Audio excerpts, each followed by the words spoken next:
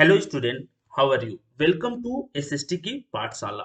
और आज की क्लास में हम लोग डिस्कस कर रहे हैं द दिल्ली सल्तनत। काफी इंटरेस्टिंग टॉपिक है और इसमें हम लोग मेडिवल पीरियड के सेकंड फेज की बात करेंगे। मेडिवल पीरियड के सेकंड फेज का मतलब जो 750 से लेकर के 1200 तक का जो टाइम पीरियड था वो हिंदू रूलर का टाइम पीरियड था। और यहाँ पर 1200 से लेकर के 1750 के अप्रॉक्स तक जो रूलिंग टाइम पीरियड रहेगा ये इस्लामिक रूलर्स का टाइम पीरियड रहेगा। तो मेडिवल हिस्ट्री का सेकंड फेज में स्पेशली हम लोग इस्लामिक रूलर्स जिसमें दिल्ली सल्तनत की बात करेंगे इस पूरे चैप्टर में। तो चलिए इंटरेस्टिंग वे में इस चैप्टर को स्टार्ट करते हैं और जानते हैं कुछ इसके इंपॉर्टेंट से पॉइंट्स।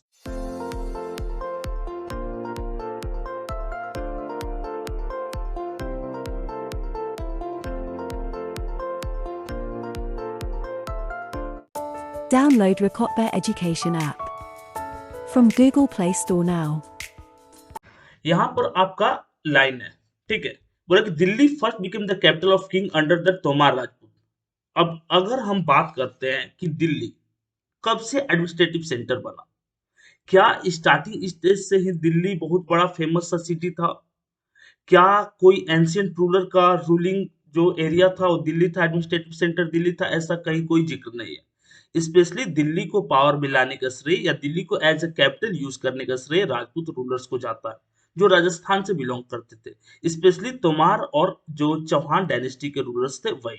तो दिल्ली पे कंट्रोल करना इनका एक बड़ा ही इंपॉर्टेंट सा लक्ष्य रह गया, क्योंकि यहाँ से गैंगेटिक प्लेन्स ज्यादा नजदीक था, सेंट्रल इंडिया पे आप आसानी से रूल कर सकते हो। तो पहला रूलर जिसने दिल्ली सल्तनत पे रूल किया, हम किस रूलर को लेंगे?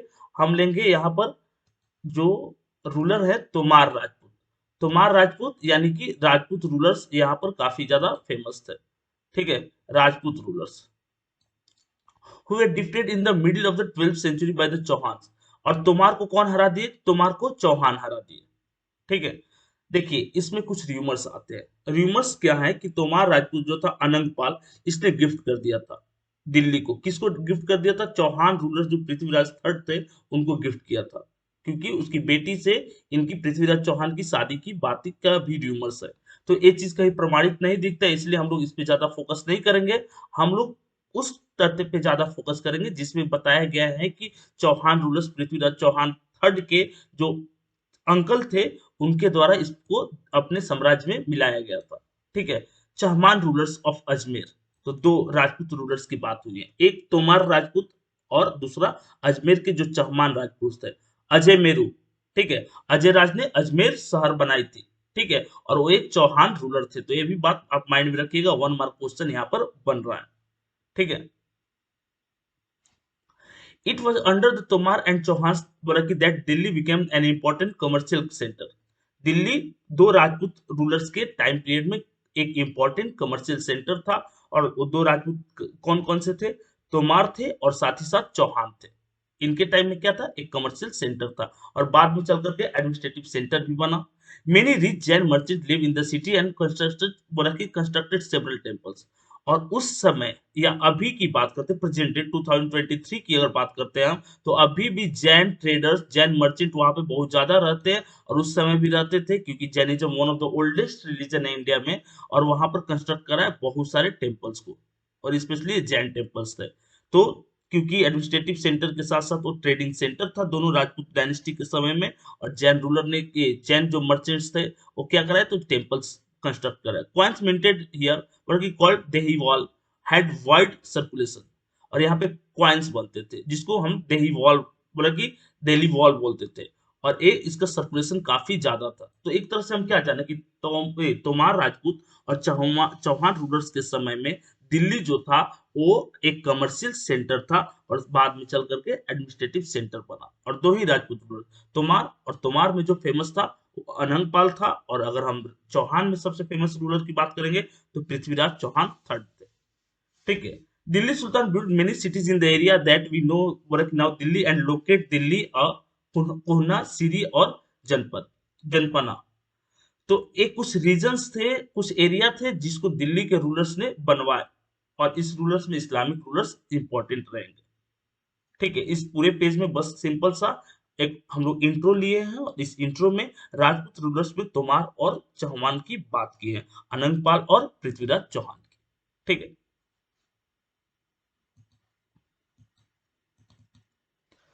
अब देखिए यहाँ पर आपका टॉपिक स्टार्ट हो रहा है, द रूलर्स ऑफ दिल्ली।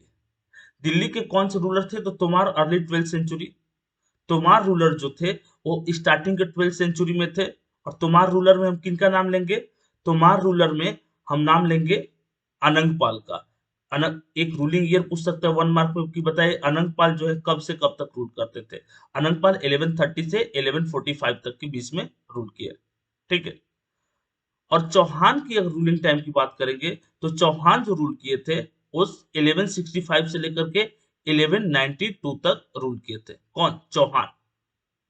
अब 1192 तक, और चौहान में जो सबसे बड़े राजा हुए, सबसे पावरफुल राजा हुए, वो थे पृथ्वीराज चौहान। और इनका रूलिंग टाइम कब माना जाता है? 1175 से लेकर के, यहाँ देखिए, यहाँ पर इनका जो रूलिंग टाइम माना जाता है वो वो कब से कब माना जाता है? इनका रूलिंग टाइम जो है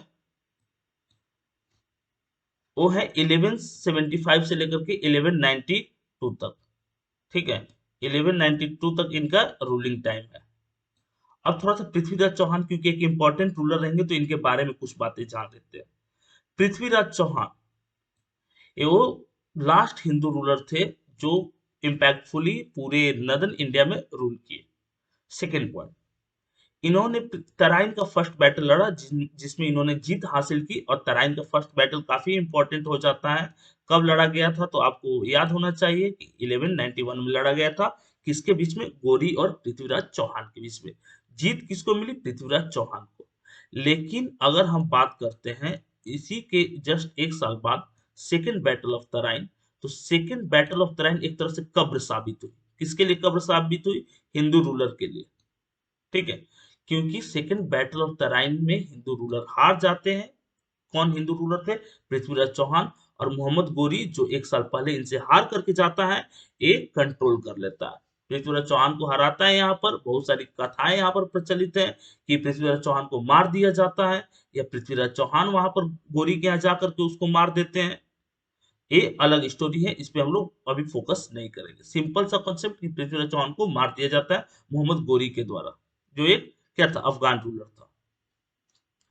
अब यहाँ पर एक चीज है, सेकेंड बैटल ऑफ जो तराइन हारे थे पृथ्वीराज चौहान, ये कुछ राजपूत रूलर्स के धोखेबाजी के कारण हारे थे। उसमें से जयचंद का एक इंपॉर्टेंट, अभी भी और कहीं बात होती है धोखेबाजी के नाम पे तो जयचंद का नाम लिया जाता है, क्योंकि जयचंद जो था अपने लोगों का साथ छोड़ करके मोहम्मद गोरी का साथ दिया था। वो अलग बात है, चंदौर की लड़ाई में फिर मोहम्मद गोरी जयचंद को भी हरा देता है। वही जयचंद था जो कनौज का राजा था। और पृथ्वीराज चौहान ने इसकी बेटी संयोगिता का स्वयंवर से अपहरण कर लिया था और शादी कर लिया। ये कुछ मेजर इनके बीच में कॉन्फ्लिक्ट का कारण था। तो पृथ्वीराज चौहान के हारने के साथ ही क्या हो गया? पृथ्वीराज चौहान के हारने के साथ ही Rajput rulers, Hindu rulers totally खत्म हो गए नॉर्थ इंडिया से। चंद्र बरदाई जिन्होंने पृथ्वीराज रासो लिखा और पृथ्वीराज चौहान के बचपन के मित्र और उनके कोर्ट पोएट में से एक थे। अब देखिए यहाँ पर पृथ्वीराज चौहान जब इनकी डेथ हो जाती है तो 1192 से लेकर के सेंट्रल 1192 से लेकर के माइंड में रखिएगा, 1192 से लेकर के 1206 तक कोई सेंट्रलाइज होकर के रूल नहीं करता है, लेकिन पावर किसके पास स्टोर रहता है? पावर मोहम्मद गोरी के पास स्टोर रहता है। ठीक है।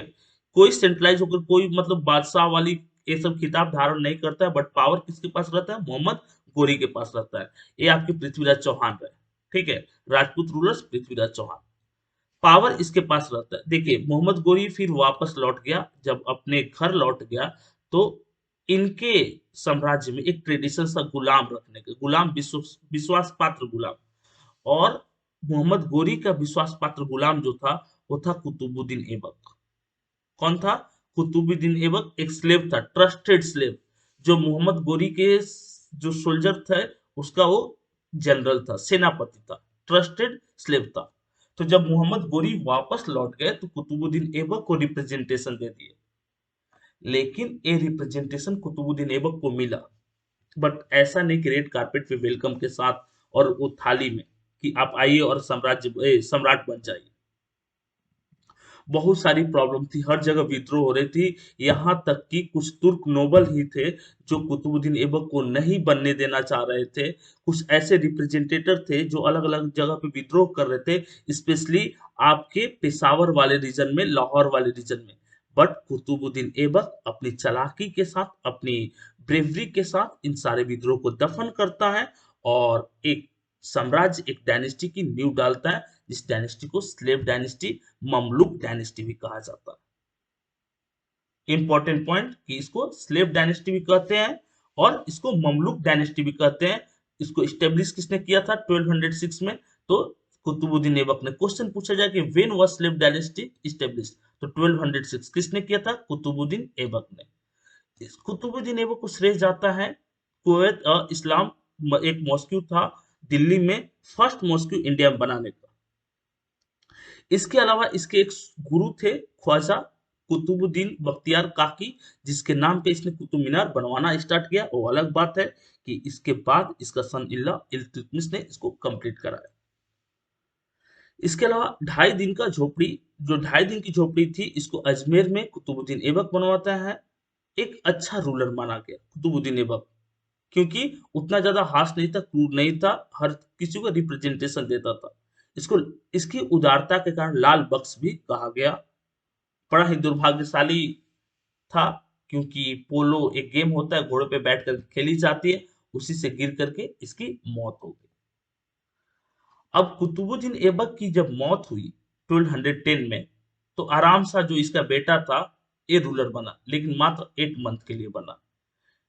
8 मंथ बाद, क्योंकि एक अच्छा रूलर नहीं था, 8 मंथ बाद आराम सा को हटा दिया जाता है और आराम शाह को हटाने के बाद इल्तुतमिश रूलर बनता है। यहाँ पर एक बात माइंड में रखिएगा कि इल्तुतमिश जो था, जैसे कुतुबुद्दीन ऐबक स्लेव था मोहम्मद गोरी का, उसी तरह से इल्तुतमिश स्लेव था कुतुबुद्दीन ऐबक का। कुछ विद्वानों के अनुसार ये माना जाता है कि इल्तुतमिश को उसके स्टेप ब्रदर्स जो सौतेले भाई जो थे, उन्होंने गुलाम के रूप में कुतुबुद्दीन ऐबक को भेज दिया था। बाद में कुतुबुद्दीन ऐबक ने अपनी बेटी की शादी कर दी और सन इन लॉ बना लिया। सन इन लॉ बनाने के बाद, क्योंकि अगर कुतुबुद्दीन ऐबक क्योंकि 4 साल ही रूल किया, अगर किसी ने दिल्ली सल्तनत की नींव को मजबूती के साथ रखा, स्ट्रॉन्ग किया साम्राज्य को, स्लेव डायनेस्टी को, तो वो श्रेय इल्तुतमिश को जाता है। और इसमें सबसे जो ज्यादा क्वेश्चन पूछे जाते हैं वो टाइमलाइन से पूछे जाते हैं कि कौन सा रूलर कब से कब तक रूल किया। तो आपको ये बात माइंड में रखना पड़ेगा कि इल्तुतमिश जो है 1210 से 1236 तक रूल किया। 1210 से 1236 तक इक्वादार सिस्टम लाया, इसके अकॉर्डिंग सैलरी के बदले में लैंड देना। इल्तुतमिश ने और भी बहुत सारे चेंजेस किया था। इल्तुतमिश ने 40 नोबल्स लोगों का एक ग्रुप बनाया और एक ग्रुप जो थे वो राजा को सजेस्ट करते थे, रूल करने में हेल्प करते थे। और ये 40 लोगों का इन्फ्लुएंस स्लेव डायनेस्टी में काफी ज्यादा रहता है। अलग बात है कि इल्तुतमिश के सक्सेसर को ही इन लोगों ने प्रॉब्लम क्रिएट किया। इल्तुतमिश अपने टाइम में बहुत सारा विद्रोह को दफन कर देता है, यहाँ तक कि बंगाल में हो रहे विद्रोह को खत्म करता है और बंगाल को दिल्ली सल्तनत के अधीन करता है। दिल्ली सल्तनत के अधीन करने के बाद बंगाल को, जब इल्तुतमिश अपने अंतिम अवस्था में रहता है, मरने के कगार पर रहता है, या उसको लग जाता है कि अब वो रूल नहीं कर पाएगा, तो क्योंकि उसके बेटे अनकैपेबल थे, उसने अपनी बेटी राजिया सुल्तान को रिप्रेजेंटेटिव बनाया दिल्ली सल्तनत का। गौर करने वाली बात है, एक इंपॉर्टेंट क्वेश्चन पूछा जाता है, चाहे कंपटीशन के व्यू से हम रखें या 7th क्लास के व्यू से, कि वो कौन सी लेडी थी या कौन सी रूलर थी जो फर्स्ट टाइम, मतलब लेडी रूलर्स थे, इंडिया की फर्स्ट लेडी रूलर्स का नाम क्या था? राजिया सुल्तान, जो इल्तुतमिश की बेटी थी, कैपेबल थी। पहली बात, राजिया सुल्तान ने स्टीरियोटाइप थिंकिंग को छोड़ दिया और ए जब रिप्रेजेंटेटिव बनी, घुड़सवारी का शौक था, सैन्य जो आपके आक्रमण होते थे तो उसमें इस सोल्जर को लीड करती थी, घुड़सवारी का शौक था, तलवारबाजी में एक्सपर्ट थे, लोगों से मिलने हाथी पे बैठ के जाती थी। सबसे जो ज्यादा प्रॉब्लम था राजिया सुल्तान के रूलर बनने के बाद, तो जो चालीसा थे उनको, क्योंकि राजिया सुल्तान ने अपने समय में तुर्क नोबल के इंपॉर्टेंस को कम किया और गैर तुर्क लोगों को ज्यादा स्टेब्लिश किया। इसका एक अच्छा एग्जाम्पल याकूत करके आता है, जो गैर तुर्क था, उसको घोड़े का देखभाल का हेड बना दिया। अलग बात है कि राजिया और याकूत बाद में चल के शादी कर लेते हैं। याकूत और राजिया अल्तुतनिया को हराने के लिए एक साथ मार्च करते हैं। अलग बात है कि अल्तुतनिया एक रूलर था, उसके रिप्रेजेंटेटिव ने याकूत को बंदी बना के मार दिया और राजिया को मतलब कैद कर लिया। अब राजिया अल्तुतनिया को मुंह लेती है कह सकते हैं। बाद में अल्तुतनिया और राजिया शादी कर लेते हैं। फिर जब वो दिल्ली वापस आते हैं तो बहराम शाह इसको रास्ते में ही मरवा डालता है। तो राजिया का भी जो स्टोरी रहा काफी ट्रेजिडी रहा, बट 4 साल तक रूल की और रूल बढ़िया से की। एक अच्छी रिप्रेजेंटेटिव थी राजिया सुल्तान। वो प्रॉब्लम इसलिए क्रिएट हो गया क्योंकि जो नोबल्स थे, 40 लोगों का समूह था, वो मानने के लिए तैयार नहीं था कि कोई लेडी उनके ऊपर रूल करे, इसलिए वो ज्यादा अपने रूलिंग टाइम को एक्सटेंड नहीं कर पाई। तो अगर क्वेश्चन पूछा जाए आपसे कि राजिया सुल्तान के लाइफ में उसके रूलर न बनने का मेन कारण क्या था, तो वो 40 लोगों का नोबल का ग्रुप, जो तुर्क नोबल थे, जिसको इल्तुतमिश ने बनाया था, वो थे। ठीक है। इसके बाद बहुत सारे रूलर बनते हैं। ठीक है। लेकिन अगर हम श्रेय की बात करेंगे अगर हम श्रेय की बात करेंगे कि राजिया के बाद जो रूलर बनते हैं, वो थे गयासुद्दीन बलबन। ठीक है। देखिए अब आप कुछ विद्वान लोग जो हैं बैठे हुए यहाँ पर बोलेंगे कि सर गयासुद्दीन बलबन जो था वो रूलर कब बना था, वो 1266 में बना था। तो मैं उन विद्वानों के लिए बता देता हूँ कि 1240 के बाद जो 46 तक का टाइमिंग रहता है, इस टाइम तक बहुत सारे छोटे छोटे रूलर बनते हैं जो अनकैपेबल रहते हैं। ठीक है। अब 1246 में बलबन ने किसको बनाया रिप्रेजेंटेटर, नसरुद्दीन महमूद को रिप्रेजेंटेटर बनाया दिल्ली सल्तनत का। 1246 से 1266 तक नसरुद्दीन मोहम्मद रहते हैं रिप्रेजेंटेटर दिल्ली सल्तनत का। कहा जाता है कि एक कठपुतली था, पपेट नवाब था। ये बलबन अपने आप को राज्य का रिप्रेजेंटेटर डिक्लेयर करता है कि हम ये रूल करेंगे, लेकिन सारा सजेशन मेरा रहेगा। तो इस समय सारा मतलब अप्रत्यक्ष रूप से बलबन रूल करता था दिल्ली सल्तनत पे। और 1266 में डायरेक्टली बलबन रूल करने लगा दिल्ली सल्तनत पे, इसको एबॉलिश करके हटा करके। सबसे इंपॉर्टेंट पॉइंट यहाँ पर हम देखेंगे, अगर दो तीन तीन रूलर जिन्होंने इम्पैक्ट डाला दिल्ली सल्तनत पे, तो एक थे आपके कुतुबुद्दीन ऐबक, सेकंड जो थे वो थे इल्तुतमिश। रजिया तो लेडी के मामले में हम रख सकते हैं इसको 4 साल के लिए। लेकिन जो सबसे इंपॉर्टेंट था, सबसे क्रूर था, एज ए डिक्टेटर डेस्पोटिज्म वाले मेथड से रूल किया, वो था बलबन। देखिए बलबन जो था वो काफी एज्ड होने के बाद, अच्छी खासी नोबल वाली एक्सपीरियंस उसकी थी, तब वो रूलर बना। रूलर रहते उसने बहुत सारे चेंजेस किए। सबसे पहले उसने बोला कि अगर कोई इंपेरर है तो गॉड का रिप्रेजेंटेटर है अर्थ पे। डिसिप्लिन के मामले में वो कोई समझौता नहीं करता था। उसने दो तीन चीज अपने दरबार में, अपने कोर्ट में स्टेब्लिश किया, जिसमें से साष्टांग नमस्कार, जिसको मतलब झुक करके सलाम करने की बात, या पैदोस, पैदोस का मतलब पैर चूमना नवाब के। या अगर आप बलबन के कोर्ट में हैं और अगर आपने हंस दिया या किसी भी तरह का कोई मजाक कर दिया, अगर आप सीरियस नहीं है, किसी भी तरह का कोई हंसी ठिठोली कर रहे हैं, उस केस में आपको पनिश कर दिया जाता था। मदिरा को बैन करा दिया, वाइन को बैन करा दिया, क्योंकि वो नहीं चाहता था कि सम्राट को गैर जिम्मेवार अवस्था में उसकी कोई प्रजा या कोई उसका नोबल देखे। क्योंकि जब सम्राट ही ऐसा रहेगा तो फिर लोग कैसे रहेंगे। एक और चीज, उसने इल्तुतमिश के सारे रिलेटिव को खत्म किया ताकि उसको आगे चल करके कोई चुनौती ना हो। इसके बाद 1266 से लेकर के 1287 तक अच्छा खासा टाइम तक रूल करता है। अपने बेटे को मंगोल के अगेंस्ट में विद्रोह प्रेशराइज करने के लिए, खत्म करने के लिए भेजा था। उसकी बेटे की मृत्यु हो जाती है, उसी गम में ये भी, इसकी भी मृत्यु हो जाती है। अब बलबन के टाइम में जलालुद्दीन खिलजी, जो लाहौर का गवर्नर था, जिसने मंगोलों के अटैक से दिल्ली सल्तनत को बचाया, वो अपने आप को रिप्रेजेंटेटिव डिक्लेयर कर देता है दिल्ली सल्तनत का। उसकी चर्चा हम लोग नेक्स्ट पेज में करने वाले हैं। अब देखिए, ये तो बलबन तक यानी स्लेव डायनेस्टी खत्म हो जाती है। स्लेव डायनेस्टी की अगर टाइम पीरियड की हम लोग बात करें, क्वेश्चन पूछा जाता है आपसे, तो आपका आंसर रहेगा 1206 से लेकर के कब तक, 1206 से लेकर के 1290 तक किसका टाइम पीरियड रहता है, स्लेव डायनेस्टी का टाइम पीरियड रहता है। ठीक है, एक 12 है, 1266 से लेकर 1206 से लेकर के 90 तक, और उसमें जो रूलिंग ईयर थे अलग अलग रूलर के, जलालुद्दीन खिलजी। इसके बारे में एक चीज जान लीजिए आप कि ये बलबन के टाइम में रिप्रेजेंटेटिव था कहाँ का, पंजाब वाले रीजन का। जब अनकैपेबल रूलर हो गए स्लेव डायनेस्टी का, तो फिर पावर ये अपने पास रख लिया, किसने, जलालुद्दीन खिलजी ने। और जलालुद्दीन खिलजी के पावर अपने पास रखने में उसका भतीजा जो था उसका इंपॉर्टेंट रोल रहता है।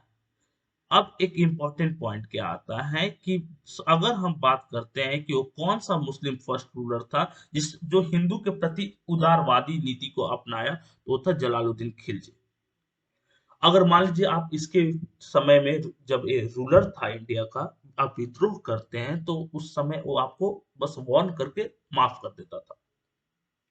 काफी उदार रूलर माना गया है, लेकिन कुछ लोगों ने इसकी उदारता को इसकी कमजोरी समझ ली।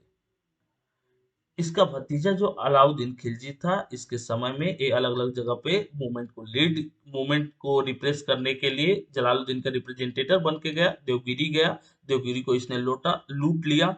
कारा एक जगह है, कारा एक जगह है, वहां पर धोखे से इसने अपने चाचा की हत्या कर दी। यानी अलाउद्दीन खिलजी की जो चाचा हुए वो जलालुद्दीन खिलजी हुए। और उसके बाद अलाउद्दीन खिलजी जो है रूलर बन बैठा। किसका रूलर बन बैठा, दिल्ली सल्तनत का रूलर बन बैठा। पहली बात, अगर हम स्लेव डायनेस्टी में बलबन को जानते हैं उसकी क्रूरता के लिए, तो हम रख सकते हैं अलाउद्दीन खिलजी को उसकी क्रूरता के लिए खिलजी डायनेस्टी में। इसने भी अपने दुश्मनों को खत्म किया, बलबन और उसके रिप्रेजेंटेटिव को मरवा डाला। इसका मानना था कि अगर विद्रोह होगा तो नोबल लोगों के कारण होगा, इसलिए इसने नोबल की प्रॉपर्टी को सीज कर दिया। इसने स्पाई सिस्टम डेवलप किया। दो चीजें इसने प्रचलित कर दी। सबसे पहले कि चेहरा चेहरा मतलब कि आपके सोल्जर वाली जो लिस्ट है, आपकी जो टोटल सोल्जर है उसके नाम, उसका नंबर मेंटेन करना, ताकि एग्जैक्ट हमारे पास नंबर ऑफ सोल्जर्स पता चल सके, इसके लिए चेहरा। और सेकंड पॉइंट की घोड़े को दागने की प्रथा को इसने स्टेब्लिश किया। इसने अलाउद्दीन खिलजी ने बहुत सारी जगहों पे मार्केट को ले में बहुत ज्यादा चीटिंग करते थे ट्रेडर्स, तो उनके लिए कुछ सख्त रूल लेकर के आया कि अगर मान लीजिए कि आपने वेट वाले में कुछ भी चेंजेस किए तो आपकी बॉडी से उतना हम फ्लेश मांस निकाल लेंगे। तो कुछ हार्श रूल के कारण अलाउद्दीन खिलजी 20 साल तक ही रूल करता है, 1296 से 1390 से 1316 तक। लेकिन इम्पैक्टफुल रूल करता है। ठीक है,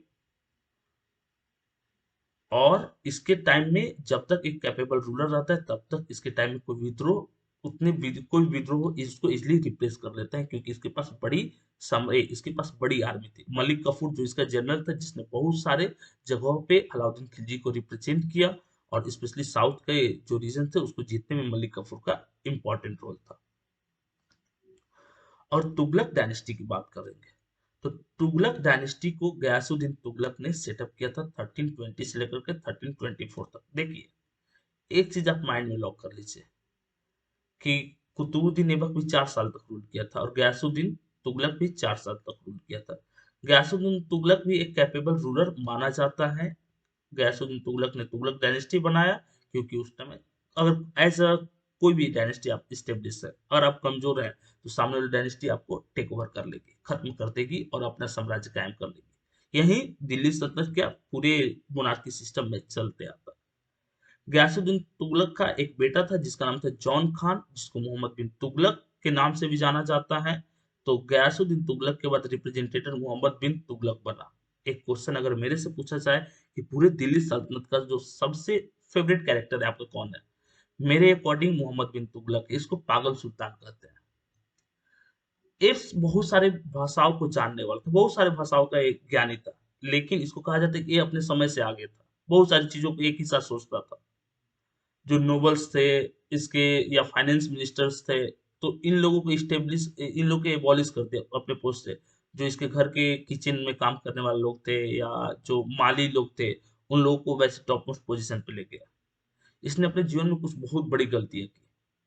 कुछ बड़ी गलतियों में से एक है कि दिल्ली से देवगिरी इसने अपने कैपिटल दौलताबाद अपने कैपिटल को शिफ्ट किया, जो एक का बहुत ज्यादा डिस्टेंस है। सेकेंड पॉइंट कि इसने क्या किया, अपने साम्राज्य में चाइनीज रूलर से प्रभावित होकर के तांबे के सिक्कों का निर्माण कराया, और उसको किससे चेंज कराया, सोने और जो सिल्वर के, गोल्ड और सिल्वर के जो कॉइन्स थे उससे चेंज कराया, जिससे इकोनॉमिक्स लॉस, इकोनॉमी काफी ज्यादा डिक्लाइन हुई मोहम्मद बिन तुगलक के टाइम में। बट सबसे इंपॉर्टेंट पॉइंट, बहुत सारा नॉलेजेबल था, बहुत सारा सब्जेक्ट जानता था, ग्रेट रूलर था, ग्रेट जनरल था, कैपेबल रूलर था। और कहा जाता है कि मोहम्मद बिन तुगलक ने अपने दुश्मनों को इस कदर खत्म किया, फिरोज शाह तुगलक के लिए उतने बड़े दुश्मन कोई नहीं बचे। फिरोज शाह तुगलक इसके बाद रूलर बनता है, और अगर कुतुब मीनार के लास्ट फ्लोर की बात करेंगे तो फिरोज शाह तुगलक ने बनवाया था। फिरोज शाह तुगलक, फिरोज शाह कोटला मैदान भी है दिल्ली में, जैसा कि आप जानते हैं। ये इसका जो पूरा कार्यकाल रहा था अमीरों को खुश करने के लिए खत्म हो जाता है, क्योंकि जो रिवॉल्ट करते थे वो रिच पर्सन, रिच नोबल करते थे, और ये नोबल को खुश करके रखता था। तो इसके टाइम में बहुत बड़ा रिवॉल्ट ये सब नहीं हुआ, और 1388 तक, ठीक है, अप्रॉक्स 37 ईयर्स तक ये आसानी से रूल करता है फिरोज शाह तुगलक। बहुत सारा डेवलपमेंट वर्क भी इसने करवाया।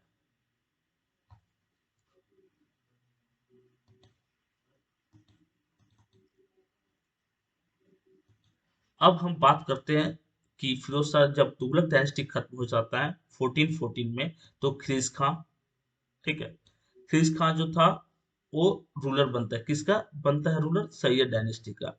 एक बात माइंड में आप रख लीजिएगा कि खिरीज खां जो है कभी सुल्तान की पदवी धारण नहीं करता है। रिलेट करते हैं हमको हम उस इंसिडेंट से जो 1398 में हुआ था, ठीक है। 1398 में एक लंगड़ा इन्वेडर था, आक्रमणकारी था, जो इंडिया पे अटैक किया और काफी कोहराम मचा करके रख दिया, जिसका नाम तैमूर लंग था 1398 में।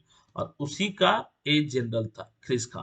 जो तैमूर यहाँ से जाने लगा तो वो इसको इंडिया का रिप्रेजेंटेटिव बना दिया, और खिरिस खां जो था अपने नाम से कभी भी एज ए रिप्रेजेंटेटिव अपने आप को नहीं शो किया। ये आपका खिरिस खां, ठीक है। वो तैमूर लंग के नाम से ही सिक्के ये सब पॉइंट स्टेब्लिश करता था। अब इसके बाद मुबारक शाह, मोहम्मद शाह अनकैपेबल, उतने ज्यादा इंपैक्टफुल रूलर नहीं रहे। खिरीज खां रहा सबसे ज्यादा प्रभावशाली सैयद डायनेस्टी में रूलर।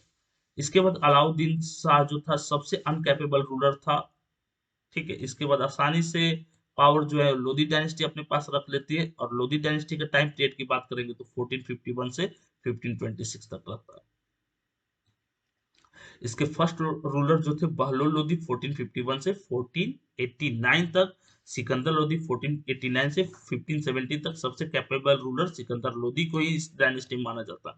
इब्राहिम लोधी, कहा जाता है कि इब्राहिम लोधी ने ही वो कब्र खोदा जिसमें सारी दिल्ली सल्तनत दफन हो गई। ये अफगान लोधी जो थे अफगान रूलर थे। पहली बात कि नियर अबाउट अफगान रूलर का सत्ता कितने दिन तक रहता है, तो अप्रॉक्स 75 ईयर्स तक के बाद ही खत्म हो जाते। इससे पहले कौन थे, तो तुर्क थे, ठीक है। कितने ईयर्स तक, तो 75 ईयर्स तक खत्म हो जाते हैं, ठीक है, 75 ईयर्स। इब्राहिम लोदी, अब एक चीज हम कह सकते हैं क्या, कि तराइन और पानीपत, देखिए, कह सकते हैं कि जो तराइन में जो जन्म लिया, क्या जन्म लिया, दिल्ली सल्तनत, वो वहीं से कुछ दूर पानीपत में आकर के अंतिम सांस लिया। क्योंकि पानीपत का बैटल जो होता है वो 1526 में होता है, किसके किसके बीच में होता है, ये बड़ा ही फेमस क्वेश्चन है कि फर्स्ट बैटल ऑफ पानीपत कब हुआ था, तो 1526 में हुआ था फर्स्ट बैटल ऑफ पानीपत। किनके किनके बीच में हुआ था, इब्राहिम लोदी और बाबर के बीच में हुआ था। जीतता कौन है, बाबर जीतता है, इब्राहिम लोदी को उस बैटल में मार दिया जाता है।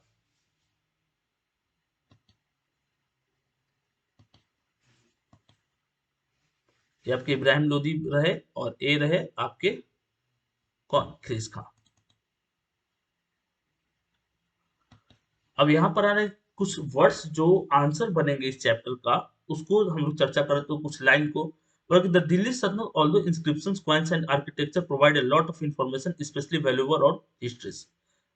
अच्छा, किसी भी चीज को जानने का, कोई भी हिस्ट्री जानने का आपके पास क्या सोर्सेस रहता है, लिटरली सोर्सेस रहता है, नहीं तो आर्कोलॉजिकल सोर्सेस रहता है। आर्कोलॉजिकल सोर्सेस में हम मॉन्यूमेंट्स की तरफ मूव करते हैं, क्वाइंस की तरफ मूव करते हैं। हम उसकी हेल्प से जान सकते हैं कि उस समय क्या होता था, या उस समय कैसे मेथड्स ज्यादा प्रचलित थे, ज्यादा इम्पैक्टफुल थे। अब तारीख जिसको हम सिंगुलर में बोलते हैं और त्वारिख इसका प्लुरल होता है। Written in Persian the language of administration under the Delhi सल्तनत। एक और 1 मार्क क्वेश्चन आ रहा है कि बताइए कि दिल्ली सल्तनत के समय में कौन सा लैंग्वेज एडमिनिस्ट्रेटिव पर्पस के लिए यूज किया जाता था। तो वो लैंग्वेज था Persian. The authors of Tariq were learned men, secretaries, administrators, poet, and courtiers who both recounted events and advised rulers on governance, emphasizing the importance of just rule. अच्छा, अगर हम तारीख की बात करते तो हम कह सकते हैं क्या कि वैसे कोर्टियर्स, वैसे लोग, वैसे नोबल्स जो राजा को हेल्प करते थे रूल करने में। सिंपल सा कॉन्सेप्ट है। लैंग्वेज कौन सा यूज होता था? पर्सियन होता था। तो तारीख क्या है? क्वेश्चन पूछ सकता है 1 मार्क में कि तारीख क्या है, तो सिंगुलर है और तारीख प्लुरल है। और इसमें हम लोग वैल्यूएबल सोर्सेज जो है, archaeological sources, different inscriptions, coins और आर्किटेक्चर के हेल्प से प्राप्त करते हैं दिल्ली सल्तनत के बारे में। ठीक है, उम्मीद करता हूं कि आपको कोई डाउट नहीं रहेगा। यहाँ पर एक बढ़िया सा इंफॉर्मेशन है।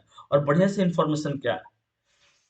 देखिए, राजा जो है, कोई भी मोनार्की कैसे स्ट्रांग होती है, मोनार्की के स्ट्रांग होने के पीछे रीजन क्या है, तो उसका एक आंसर है। इस पे चर्चा करनी ही पड़ेगी। बोला कि the circle of justice Fakhr बोला कि Mudabbir wrote in the 13th century, a king can not survive without soldier. राजा सोल्जर के बिना सरवाइव नहीं करेंगे, सोल्जर सैलरी के बिना सरवाइव नहीं करेंगे। सैलरी कौन देंगे? तो पीजेंट्स देंगे सैलरी। और पीजेंट्स तब सैलरी देंगे जब वो हैप्पी रहेंगे। तो सिंपल सा कॉन्सेप्ट है कि गुड गवर्नेंस कीजिएगा, तब जा करके आप रूल कर पाइएगा। तो वही चीज ये बता रहा है। And soldier can not live without salaries. Soldier जो है, राजा सोल्जर के बिना नहीं, और सोल्जर जो है सैलरी के बिना नहीं। Salaries come from the revenue collected from peasants. Salary कहाँ से आता था? तो रेवेन्यू कलेक्ट जो हम करते थे पीजेंट से, वहां से सैलरी आता था। But peasant can pay revenue only when they are prosperous and happy. Peasants तभी रेवेन्यू पे करते थे जब वो प्रोस्पेरस और हैप्पी रहते थे, खुश रहते थे तब। This happen when the king promotes justice and honest governance. और लोग कब खुश रहेंगे? जब जस्टिस होगा, ऑनेस्ट गवर्नेंस रहेगी, तब जाकर के लोग खुश रहेंगे। तो ऐसे कुछ सिचुएशंस हैं जिसमें गुड गवर्नेंस का एग्जांपल दिया गया। बोला कि what Minhaj Siraj thought about Razia. Simple सा कॉन्सेप्ट है, कोई अडॉप्ट करने के लिए तैयार नहीं था कि कोई लेडी रूलर बने। ठीक है,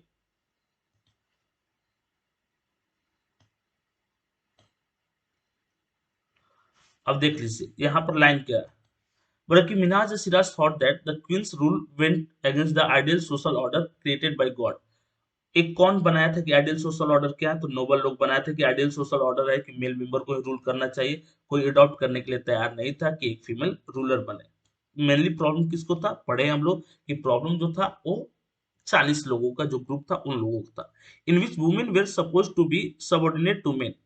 क्या मानना था? सबऑर्डिनेट है, कभी भी आगे आकर के लीड नहीं कर सकती। एक किसको सपोर्ट करेगी? सबऑर्डिनेट रहेगी। किसके? मेल मेंबर के। ही therefore asked in the register of God's creation, since Baraki her account did not fall under the column of men, how did she gain from all of her excellent qualities? बोल रहा है कि excellent qualities या जो capabilities है rule करने का, administrator बनने का, और मेल मेंबर के पास है, फीमेल नहीं कर सकती है काम। इसलिए रजिया को 4 साल बाद एबॉलिश कर दिया जाता है, उसके पोस्ट से मार दिया जाता है, जैसा कि हम लोग डिस्कस किया आज की क्लास में। On her inscription and coins, Razia mentions that she was a daughter of Sultan Iltutmish. She was contrast to the Queen Baraki Rudrama Devi 1262 to 1289 of the Kaktiya dynasty of Warangal, part of modern Andhra Pradesh. अच्छा, एक चीज और, जो rulers रहेंगी रुद्रमा देवी या कोई भी, कोई लेडी रूलर की बात करते हैं तो फर्स्ट लेडी रूलर कौन थी? वो राज्य थी। इसके बाद रुद्रमा देवी भी रूलर रहती है 1262 से 1289 के बीच में। ठीक है, काकतिया डायनेस्टी की वारंगल वाले रीजन में।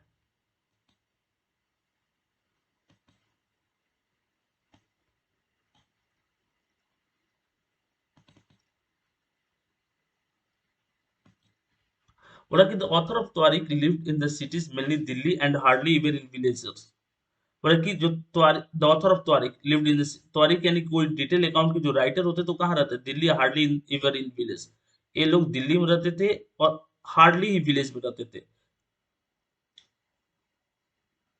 दे often wrote their histories for sultan in the hope of rich rewards. कोई भी कोर्टियर जो थे वो क्यों हिस्ट्रीज लिखते थे, इसके इसका एक सिंपल सा रीजन था कि राजा से वो रिवॉर्ड गेन करना चाहते थे, इसलिए उनकी तारीफ के पुलिंदे बांधे बांधे जाते थे। ठीक है। This author advise ruler on the need to preserve an ideal social order based on birth right and gender distinctions. Birth right और जेंडर डिस्टिंक्शंस को फॉलो करने के लिए बोलते थे, यानी कि अगर फीमेल कभी रूलर नहीं बनेगी, मेल मेंबर ही रूलर बनेंगे, सारी कैपेबिलिटीज उन्हीं के पास है। Their ideas were not shared by everybody. ये आइडिया जो थे सबके साथ शेयर नहीं करते थे। In 1236 sultan Iltutmish daughter Raziya become sultan. The chronicle of the age Minhaj Siraj recognised that she was more able and qualified then all her brothers. Minhaj Siraj एक clear बात बोलते हैं कि ये अपनी ब्रदर से ज्यादा क्वालिफाइड थी, ज्यादा कैपेबल थी, चाहे हम वॉर की बात करें या एज ए सोल्जर बात करें, तो इसलिए इल्तुतमिश ने इसको बनाया। But he was not comfortable at having a queen as ruler. लेकिन जो नोबल्स थे, जो रिच पर्सन थे, उसको एक क्वीन मानने के लिए तैयार नहीं थे। Nor were the nobles happy at her attempts to rule independently. She was क्यों नाराज क्यों थे? क्योंकि इंडिपेंडेंटली रूल कर रही थी बिना नोबल के इंटरफेरेंस का, और गैर तुर्क लोगों को इंपॉर्टेंस दे रही थी अपने एडमिनिस्ट्रेशन में। दुश्मनी का मेन कारण था। She was remove from the throne in 1240। इसको कब हटा दिया गया थ्रोन से, सिंहासन से इसको हटा दिया गया 1240 में। ठीक है, हटाया नहीं गया, वो आपको स्टोरी बताया कि वो मार दी गई बलराम साहब के द्वारा।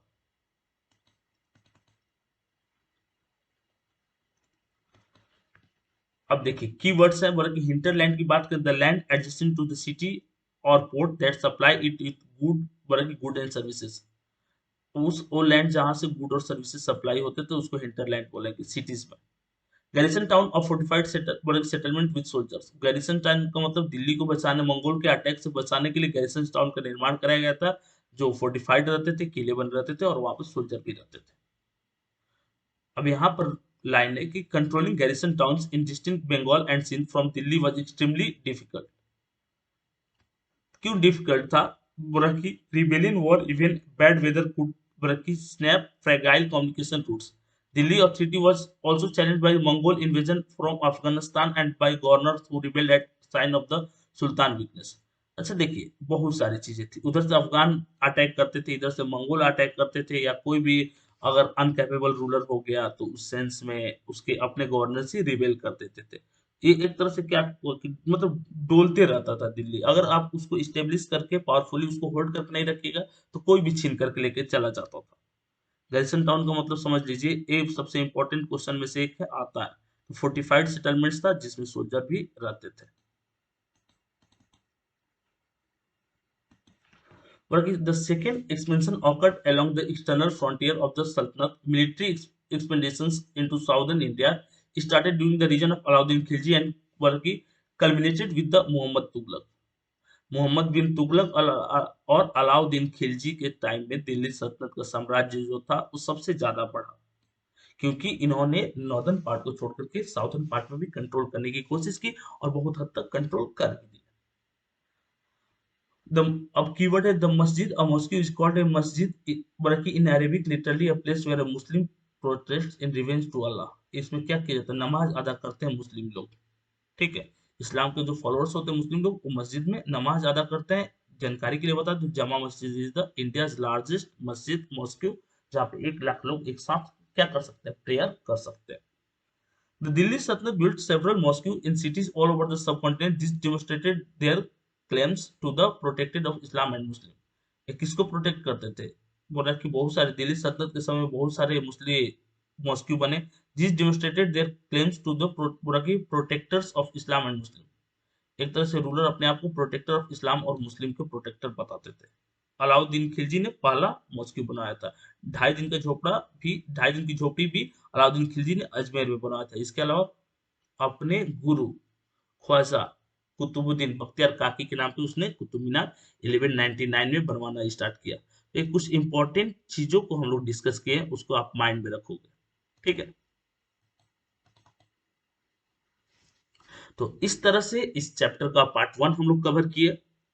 कोशिश हम लोग की रहेगी कि जैसे ही हम लोग चैप्टर खत्म करेंगे, इस चैप्टर का एमसीक्यू क्विज फॉर्म में और साथ ही साथ क्वेश्चन आंसर भी आप लोगों को अवेलेबल करा दिया जाए। अप टू डेट रहेंगे हम लोग इस बार, ताकि जैसे ही चैप्टर खत्म होता है आप क्वेश्चन आंसर और एमसीक्यू करके आप इसमें परफेक्शन गेन कर लीजिए।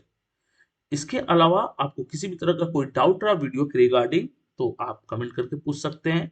और एसएसटी में किसी तरह का कोई डाउट रहा तो आप हमारे साथ टेलीग्राम ग्रुप को ज्वाइन कीजिए, वहां पर हम लोग क्वेश्चन आंसर डिस्कस करते हैं। तो आप वहां पर हमारे साथ डिस्कशन कर सकते हैं किसी भी टॉपिक पर एसएसटी के लिए। इसके अलावा अगर आपको एसएसटी के अलावा और भी डिफरेंट सब्जेक्ट की रिक्वायरमेंट है, उसके रिगार्डिंग वीडियो की रिक्वायरमेंट है, पीडीएफ क्विज ये सारा चीज, तो हम लोग का जो ऐप है प्ले स्टोर पे अवेलेबल है, आर्कोटबा एजुकेशन। वहां पर एसएसटी के साथ साथ सारे सब्जेक्ट के इंपॉर्टेंट डॉक्यूमेंट्स, इंपॉर्टेंट नोट्स जो है क्विज फॉर्म में, क्वेश्चन आंसर या और भी इंटरेस्टिंग चीजें जैसे कि मैप फैसिलिटीज के लिए हम लोग जाने जाते हैं। ठीक है, मैप के इंपॉर्टेंट मैप, उसका डायग्राम, बहुत सारी चीज़ों को 3D वीडियोस के थ्रू बहुत सारे टॉपिक को हम लोगों ने कवर किया है। तो आप हमारे साथ वहां पर जुड़ करके ऐप को डाउनलोड करके भी अपने प्रिपरेशन को बेहतरीन बना सकते हैं। और भी अगर आपको डिफरेंट टॉपिक पे या करंट अफेयर्स के रिगार्डिंग भी कोई चीज़ आपको चाहिए तो आप हमारे साथ अलग अलग सोशल नेटवर्किंग साइट पे, जहाँ पे टेलीग्राम है, इसके अलावा फेसबुक है, व्हाट्सएप है, इंस्टाग्राम है, वहां पर भी, ट्विटर है, वहां पर भी हमारे साथ आप जुड़ सकते हैं। सबसे इंपॉर्टेंट पॉइंट जो है सारा डिस्कशन के बाद कि ऐप में हम लोग ने बहुत सारे फीचर उसमें ऐड किया है। ऐप में जैसे कि डेली आपका वर्ड मीनिंग है, इसके अलावा डेली करंट अफेयर्स है, तो जो बच्चे एकेडमिक एजुकेशन के अलावा कंपटीशन का भी प्रिपरेशन करते हैं तो वो भी हमारे ऐप को डाउनलोड करें, उनके लिए भी काफी इसेंशियल ऐप है। मिलते हैं नेक्स्ट वीडियो के साथ।